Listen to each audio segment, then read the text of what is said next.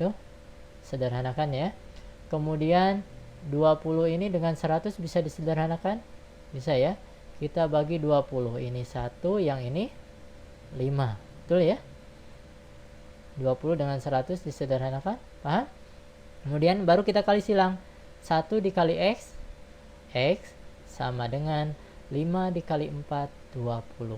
Jadi langsung kita peroleh persentase untungnya adalah 20%. Bisa dipahami cara cepatnya? Oke ya. Kemudian kita lanjutkan ya. Contoh selanjutnya. Ini kesimpulannya ya, persentase untungnya 20%. Contoh selanjutnya, diketahui harga jualnya 12.500. Persentase untungnya 25%. Yang ditanyakannya adalah harga beli.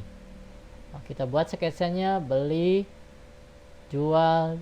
Ini karena untung berarti untung ya.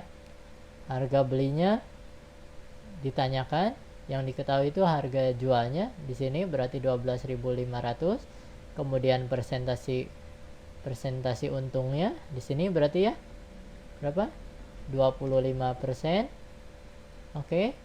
Kemudian yang ditanyakan itu harga beli, ini ya X, dan persentase belinya berapa? Pasti selalu 100%. Nah, kita bisa mencari ini terlebih dahulu nih, persentase jualnya. Karena ini antara bagian yang diketahui, ini yang ditanyakan. Karena ingat ya, ketika dua unsur dalam satu baris sudah diketahui, maka untuk mencari unsur yang lainnya pasti bisa. Oke, ini kan cara belinya udah, untungnya sudah. Persentase beli udah, persentase untung berarti persentase jual pasti bisa. Karena untung berarti persentase jualnya yaitu 125%. Kemudian kita akan mengali silang, berarti X kali 125 berarti 125X sama dengan 100 dikali 12.500. Berarti 125X sama dengan berapa ini? Ya, dikali 100 berarti 1 juta ya. 1.250.000 ya. Oke, berarti X sama dengan 1.250.000 dibagi 125. Dari sini ini bisa dibagi, jadi hasilnya X-nya sama dengan 10.000. Berarti harga belinya berapa? 10.000 rupiah. Nah, kita juga bisa menyederhanakannya. Ini cara panjangnya ya. Menyederhanakannya berarti caranya kita sederhanakan dulu ya sebelum dikali silang. Ini dengan ini bisa disederhanakan, dibagi 125, ini 1, ini 100. Ingat ya, menyederhanakan teh lurus atau sejajar ya, tidak boleh nyilang ya kalau menyederhanakan, karena nyilangnya bukan dibagi tapi kali ya. Sehingga setelah ini udah tidak ada yang disederhanakan lagi ya, berarti kita kali silang. X kali 1, X sama dengan 100 dikali 100 yaitu 10.000. Bisa dipahami? Oke ya. Selanjutnya Bapak akan menjelaskan tentang bunga perbankan. Nah, ketika kita menabungkan sejumlah uang di bank, maka setelah sekian lama, setelah beberapa bulan kita akan memperoleh tambahannya ya. Tambahan yang diberikan oleh pihak bank, itu yang disebut dengan bunga. Oke. Nah, begitu juga ketika seseorang meminjam uang di bank, maka ada beban yang harus dibayarnya. Selain besar pinjamannya, ada tambahannya lagi yang harus dia bayar, yaitu yang berupa besar bunga pinjaman. Nah, besar bunga dari suatu tabungan atau dari suatu uang yang kita pinjam itu bergantung kepada waktu. Yang pertama waktu ya, waktu lama atau sebentarnya kita meminjam uang di bank. Semakin lama kita menyimpan uang di bank, menabung uang di bank, maka bunga yang akan kita peroleh juga akan semakin banyak. Kemudian besar bunga juga bergantung pada besar uang yang kita tabungkan atau yang kita pinjam.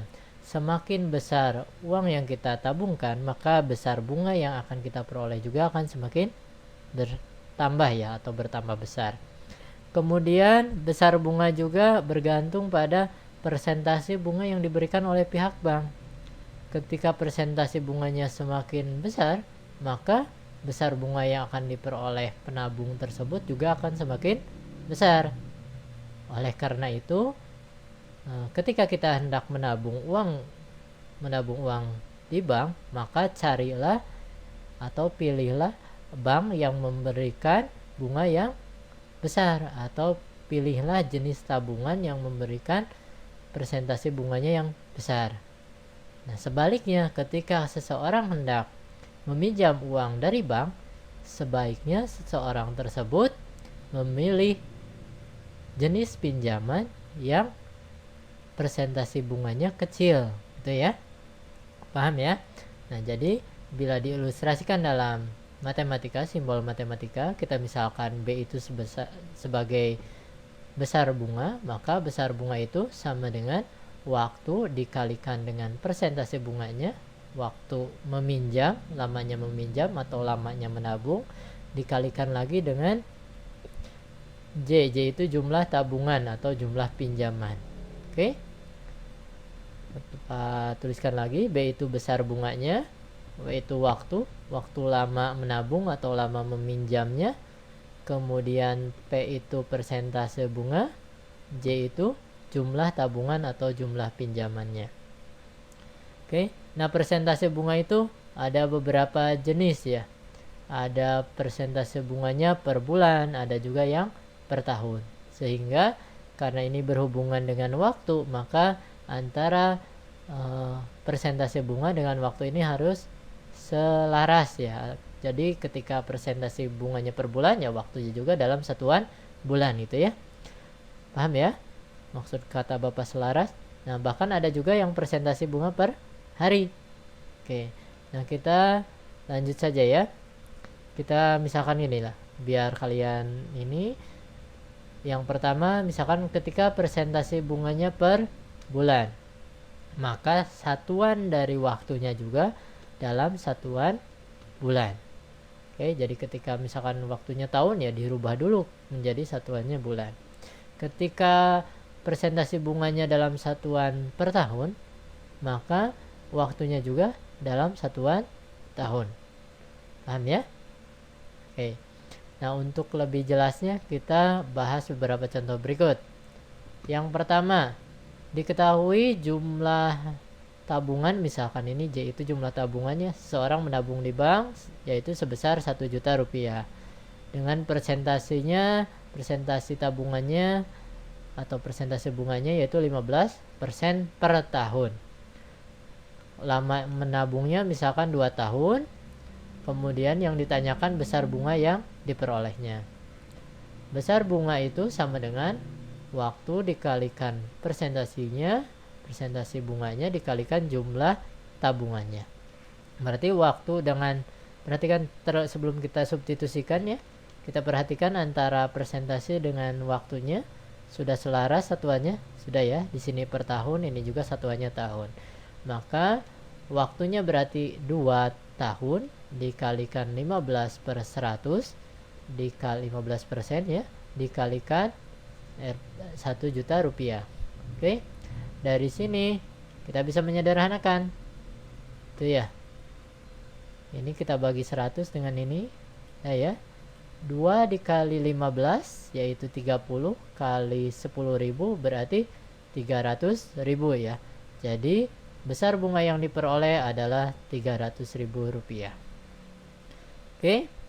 Nah, selanjutnya bagaimana jika pertanyaannya bukan besar bunga tapi jumlah tabungannya setelah 2 tahun berapa? Nah, berarti jumlah tabungannya kan yang kita tabungkan itu 1 juta. Kemudian diberi bunga oleh pihak bank 300.000. Berarti setelah 2 tahun itu jumlah tabungannya menjadi 1.300.000 rupiah. Bisa dipahami ya? Oke, contoh selanjutnya. Oke, ini contoh selanjutnya. Diketahui Misalkan ini tadi menabung, kita ambil contoh sekarang ini meminjam ya. Jumlah uang